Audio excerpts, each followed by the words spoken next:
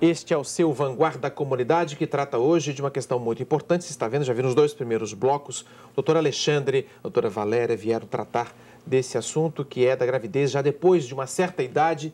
Mas a gente está percebendo agora que essa certa idade tem boas notícias a dar para as mães que se aventuram a ter filhos. Eu estou com a doutora Gláucia Baggio, que é ginecologista obstetra e que acompanha... Tem ideia de quantos partos você já fez ao longo da sua vida profissional, Valéria? É difícil, porque depois de um tempo a gente acaba perdendo a conta, né? Mas muitos mesmo. E como é que é? Já fez alguns partos de mães que já passaram dos 30 anos? Hoje em dia tem aumentado bastante o número de mulheres que têm engravidado depois dos 35 anos.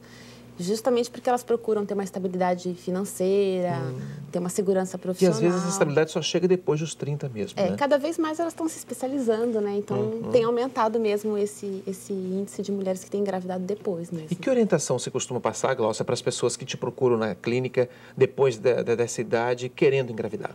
Eu acho que o fundamental é uma preparação prévia dessas pacientes. É importante que elas saibam que os riscos existem, sim. É lógico que a gente tem que fazer um controle direitinho, mas que não é para desanimar, desestimular essa paciente. Tem que ser feita uma preparação.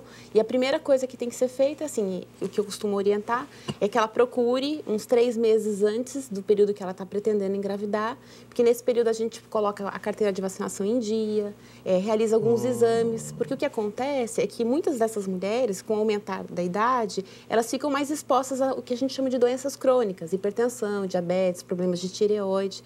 E com a realização desses exames, muitas vezes a gente consegue diagnosticar eventuais alterações que ela muitas vezes nem sabe que tem e que podem piorar durante a gestação, né? Então, além de fazer esses exames e as sorologias que normalmente a gente faz para todas as grávidas, a gente vai estar definindo quais são as alterações e começar a fazer um tratamento antes dela pensar em engravidar. Outra coisa importante é que se eventualmente essas pacientes já têm essas doenças, que a gente chama de doenças crônicas, elas devem estar acompanhando com o cardiologista ou com o endocrinologista conjuntamente, né? E a gente vai definir qual que são os medicamentos que ela vai poder usar que não vão ser trocados durante a gestação. E quanto mais saudável ela estiver antes de engravidar, maiores são as chances que esses 9 meses transcorram de uma forma adequada. Dentro de uma idade normal, muitos médicos sugerem um suporte de vitaminas para as mães. Como é que você vê essa questão? Normalmente a gente acaba orientando isso não só para as mulheres acima de 35 anos, mas para todas as gestantes. E é lógico que essas gestantes, mais um motivo ainda para que elas tomem suplementação vitamínica, que é o ácido fólico, a vitamina C e a vitamina E, que a gente entra 3 meses antes do período que ela está pretendendo engravidar. Então, depois desses 3 meses que ela faz uso dessas medicações, é que aí sim ela estaria liberada para engravidar. Né? Qual é a necessidade do repouso para mães com mais idade? Para candidatas a mães com mais idade? Assim, na verdade, hoje, Abranches, o que acontece é que assim, a gente tem aumentado cada vez mais esse limite, né? Que antes era 35 anos, a gente tem passado para 40 anos.